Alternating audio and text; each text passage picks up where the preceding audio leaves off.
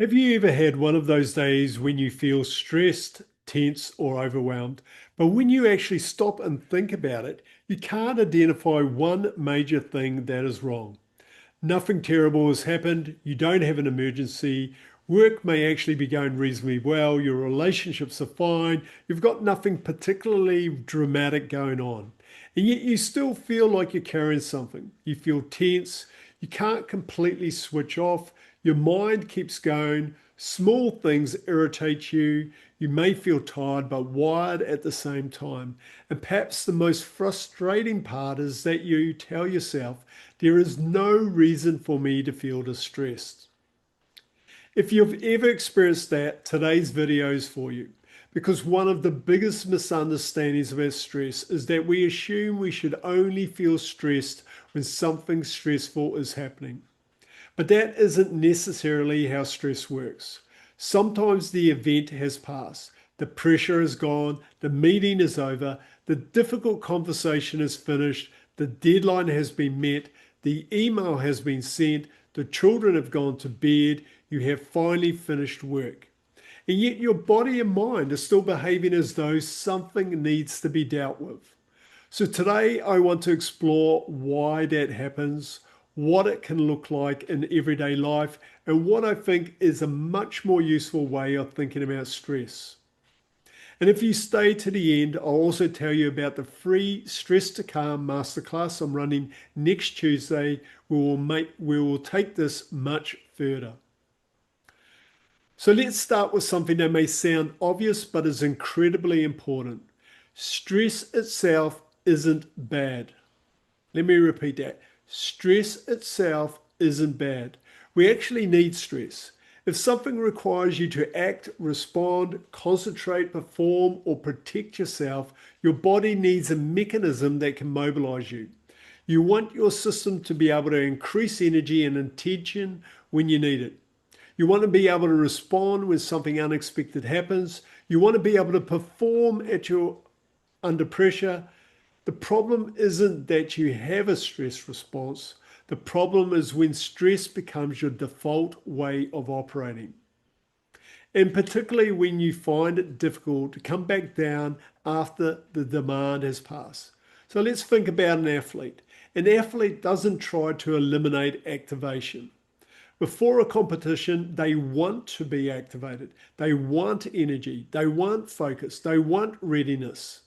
But no serious athlete would stay in maximum activation all day and all night.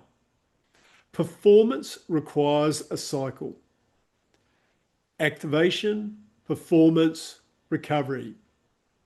And then again, activation, performance, recovery. The recovery is part of the performance. Your mind and body work in much the same way. You're not designed to be on continuously.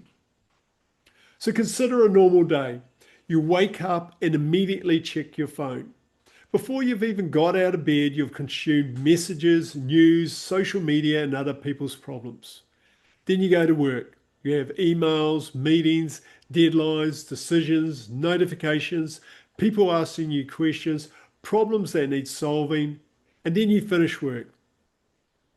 But you don't necessarily finish being mentally engaged. Because when you get home, you check your phone, you look at the news, you answer another message, you watch television, you scroll through social media, you think about tomorrow, you may even lie in bed planning the next day. So although the major demands of the day have finished, your brain has not necessarily experienced a clear transition into recovery.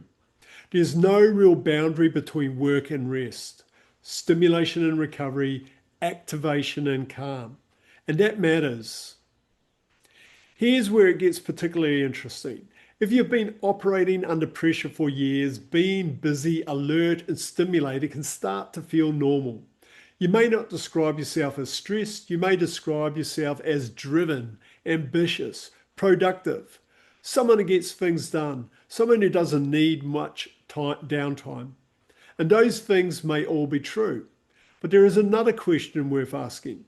Can you actually switch states? Can you become highly focused when you need to And then can you genuinely come down when you no longer need that level of activation? Because those are two different abilities.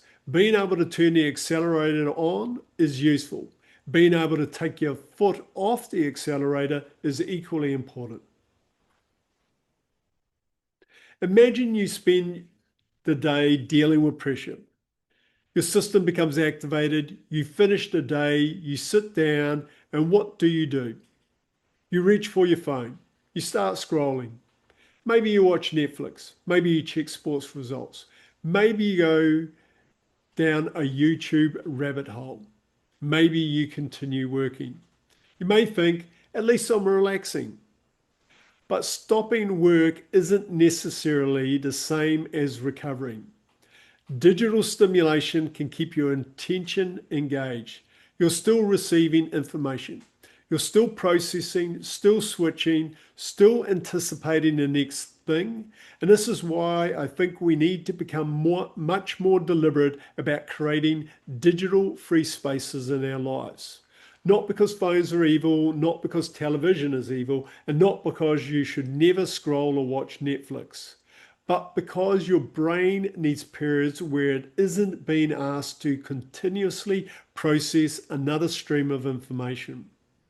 You need some spaces in your day where nothing is demanding your attention. That might be a walk without your phone, sitting outside, having a meal without a screen, driving without constantly consuming content, going for a workout without filling every minute with stimulation, or simply sitting somewhere and allowing yourself to be present. These moments may feel strangely uncomfortable at first, but that discomfort is worth noticing. Because if you have become accustomed to constant stimulation, quiet can initially feel like something is missing. And this is why just being told just to relax isn't particularly helpful. So think about how often people are told, don't worry, relax, take some time off, stop thinking about it, go on holiday. Those things may be useful, but they don't necessarily address the underlying problem. Because if your system has developed a habit of staying activated, simply removing yourself from work for a few days doesn't automatically teach you how to move between activation and recovery. You can go on holiday and still check your email. You can sit on the beach and still think about work. You can have a weekend off and spend the whole weekend worrying about Monday. You can lie on the couch and scroll for 2 hours and still feel exhausted. So perhaps the better question isn't how do I get rid of stress? Perhaps the better question is how do I become better at moving through stress? So stress has a beginning, a middle, and an end. So this is one of the ideas I want you to take away today. A healthy stress response should have a cycle. Something happens, your system responds, you deal with the demand, and then your system has the opportunity to return toward a calmer state. So I'll repeat that. So a healthy stress response should have a cycle. So something happens, your system responds, you deal with the demand, and then you return towards calm. The problem is when the final part, the returning to a calm state, doesn't happen effectively. You move from one demand straight into another. One email becomes another, one meeting becomes another, one problem becomes another. Work becomes phone, phone becomes television, television becomes bed, and tomorrow starts again. There is no meaningful transition, no deliberate downshift, no genuine recovery. Eventually, you may start saying, I don't know why I'm so stressed. Nothing particularly bad is happening. But the problem isn't necessarily what is happening right now. It may be the accumulated effect of never completely coming down. So what can you do about it? Well, I'm not going to give you a complicated stress management program in this video. Instead, I want you to experiment with one simple idea this week. Create one genuine stress-free transition every day. Choose one point in your day where you deliberately create a boundary between activation and recovery. For example, when you finish work, don't immediately go from your computer to your phone. Close the computer, leave the workspace, put your phone away, go outside, walk for 10 minutes, look around you, let your attention move away from tasks and information.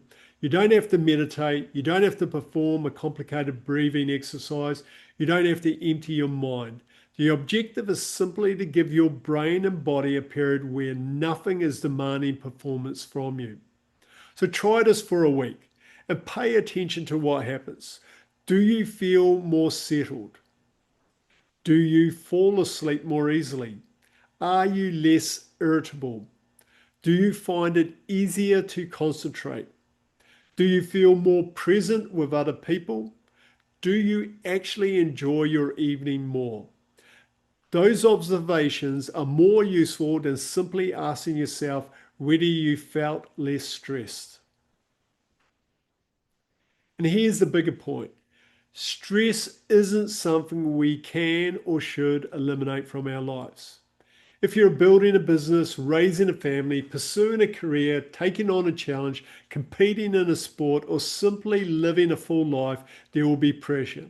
There will be uncertainty. There will be difficult conversations. There will be deadlines. There will be things that don't go according to plan. That's life. The objective is not to create a life where nothing stressful happens. The objective is to develop the capacity to respond to stress without allowing it to take over your life. So I'm going to repeat that. The objective is to develop the capacity to respond to stress without allowing it to take over your life. So that's a very different proposition. And it's one of the reasons I created the Stress to Calm Masterclass. So next Tuesday, 25th of August at 6 p.m. Eastern Standard Time, I'm running a free live masterclass called Stress to Calm. We're going to go beyond simply telling you that stress is bad or that you need to relax. We'll look at what stress actually is, why your response to stress can sometimes continue after the original trigger has passed, what keeps the stress cycle going, and how you can begin changing your relationship with stress. The goal is not simply to give you another relaxation technique, it's to help you understand why you keep getting caught in stress in the first place and what you can begin doing differently. If you watched this video and thought this sounds like me, I'd love you to join us. The masterclass is completely free, but registration is required. The link to register is in the link below this video. Final thoughts. Before you go, I want you to think about one question. Not how much stress do I have, but how good am I at coming back from stress? Because you don't need a stress-free life to live well. You need the capability or capacity to meet the demands of life, respond to what matters, recover when the demand is past, and then re-engage with your life. That is part of what we mean by living a legend life. Your life is happening now. Don't spend so much of it simply managing the pressure that you forget to actually live it. So I'll see you on Tuesday in the Stress to Calm Masterclass. And until the next video, I'll see you soon.